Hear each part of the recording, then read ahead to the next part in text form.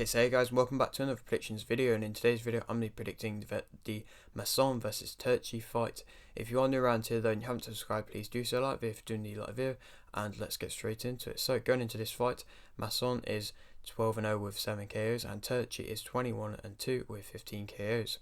This fight is for the IBO World Cruiserweight title. Masson's last fight was a win via unanimous decision versus Singh, and Turchi's last fight was a win via TKO in round 1 versus Mikhailov.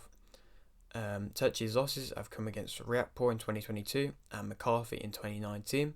I find it somewhat interesting that Riakporhe still hasn't had a world title shot since then, and I mean Turchi's now getting one. Obviously it's IBO, so it's not one of the major mandatory bodies, but still it's a world title shot nevertheless, and Riakporhe hasn't had that since then, and hopefully will soon.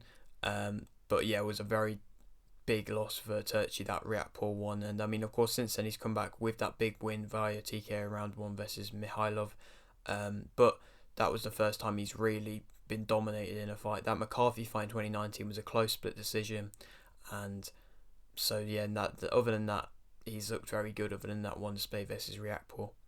Masson is an in and out kind of fighter. I mean the way he especially in the earlier rounds, the way he likes to throw and then kind of bounce back. He'll throw a jab or a straight and then bounce back, or an overhand bounce back in between his punches, in and out. He doesn't have the best of movement, so he can't always do that, but he does like to do that. He has very good body shots. He throws with a high amount of volume. He's powerful. He has good shot selection. He's open for a war. He's tough, aggressive, gives all, wants to be on the inside, throws with bad intentions, is durable, and is a rugged fighter. There's similarities between the two of these fighters, and I do like this fight a lot as a fight. The high volume and the body shots is what makes Masson an interesting fighter. The combinations he throws are very good, and the amount of time he will go to the body is very good.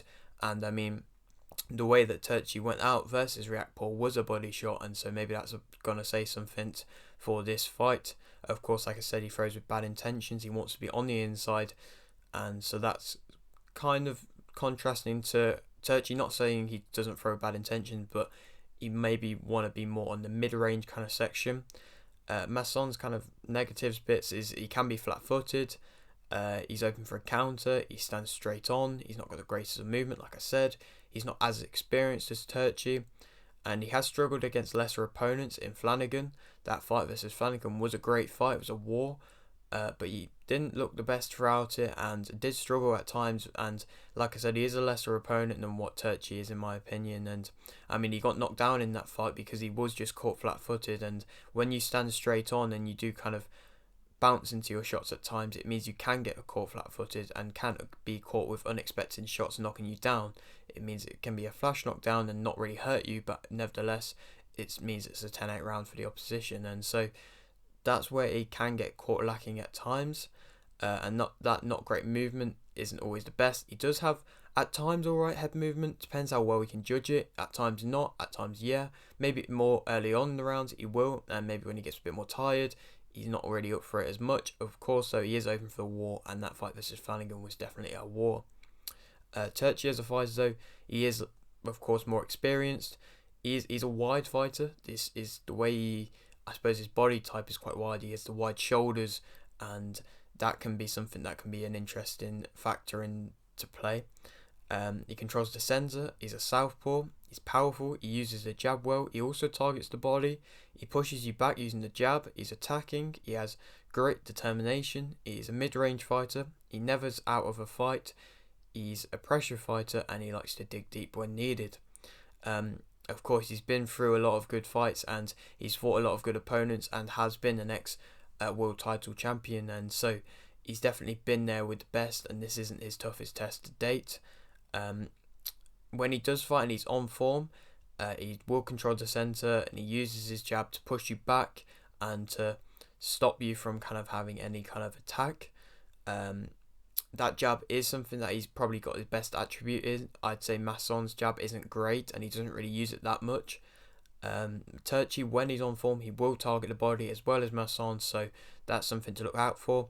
Masson will want to make this probably a closer range fight than what Turchi will want it, because I think when Turchi does find his range, which he does sometimes struggle with, when he does find his range at that mid range, he is where he's at his best, and it can take him a few rounds to do so, but like I said, when he does, he is at his best.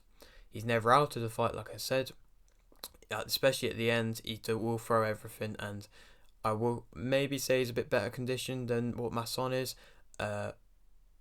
Possibly. Yeah, I'll back it. I'll say that, yeah.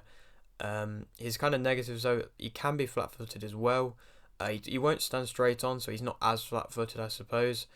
Obviously, there's been fights where he's been bouncing around more. Sometimes he does benefit from being flat-footed at times, because it means he can sit down on his punches a bit more and land with more authority, but there has been fights where he's also been the opposite and he's been bouncing around a bit more, and it depends what he's feeling. He does take a lot of punches and can be countered a lot, because he does have a high guard, but an open high guard. It's not the strongest of guards, and it is able to be punched through, and he does sometimes, with that high guard, not cover up the body as much. Like I say, he does struggle to find range at points, but when he does get into it, he is good. He doesn't throw a crazy amount, especially not earlier on.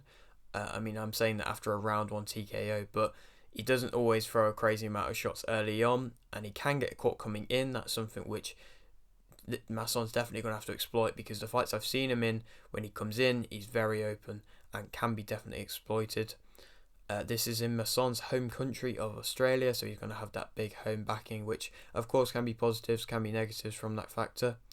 This is arguably Masson's toughest test. Of course, like I said, not Turchi's. It could be, but on paper it's not. Masson, I would say, is the favourite for this one.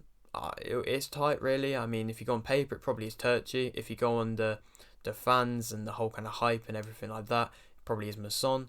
So it depends how you look at it. I think, though, that Turchi will win via TKO in round 6. I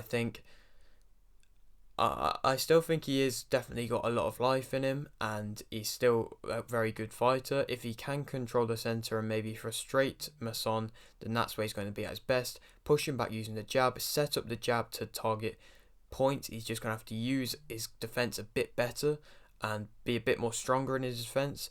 But I think overall he's got the best conditioning, and I think if he is going to turn it up, he will turn it up probably with the 5th, 6th, 7th round. That's when he'll be in his best, and then I think that experience will show, and then he'll be able to get the victory in the 6th round via TKO. I don't see it being a KO, but I think it'll be a TKO. Then I've got a few options. I'd say there's loads of options of who he could fight, because the IBO, like I said, isn't a major world title, but it is still a big world title, and so there will definitely be opponents there, and I think any of the contenders, really, maybe bar the huge ones in like Billum Smiths and Riakpor's and Okolis and that. Other than that, there is some big names. I put Light here. Obviously, he is coming off the loss, but still didn't get knocked out. Was a half decent performance and looked good at points, and I think that would be a good matchup. Kovalev, of course, he's been through some amazing fights in the past. He's definitely not at the height of his career anymore, but he's definitely not a bad fighter either, and so that could be another fight. Or Seslak, he's also been in some big fights. Obviously, not been at the best against the toughest opponents. Similar kind of to Turchi, but I say Turchi's definitely had more success in the sport. But that also could be a good matchup as well. But yeah, like I said, there's lots of other options available. But yeah, that is it for today's video. Hope you did enjoy. Like the video if you did, like the video, subscribe if you're new, and thanks for watching.